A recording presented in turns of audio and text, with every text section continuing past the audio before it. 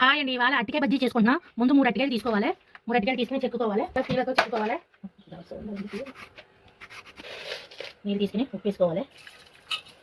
ఉప్పు వేసుకుని బాగా కలుపుకోవాలి. కలుపుకుని ఇప్పుడు అట్టికాయలు బద్దలు కింద చేసుకోవాలి. ఇలా బద్దలు చేసుకుని ఉప్పు నీళ్ళు వేసుకోవాలి. అప్పుడే కండమారకుండా ఉంటాయి. ఇలా మూకుడు బాగా కాలేక నూనె పోసుకోండి. వేపిత్తకి నూనె బాగా కాగాలి. 5 నిమిషాలు పడుతుంది. బాగా నూనె కాగాలి.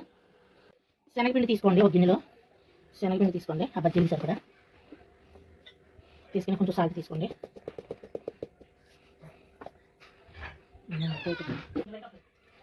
సాల్ట్ తీసుకున్నాం కదండి. ఇప్పుడు వంట సోడా 1/2 టీ స్పూన్ తీసుకోండి. వంట సోడా బాగా కలుపుకోండి.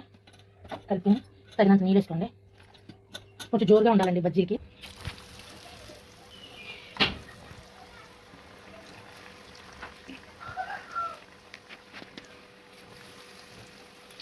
బాగా యాగనివ్వాలండి. అడిగితే తిరిగేసుకోండి. బజ్జీలు రెడీ చూసుకోండి. చూడండి, బజ్జీలు రెడీ. రుచికరమైన అట్టికాయ బజ్జీ రెడీ.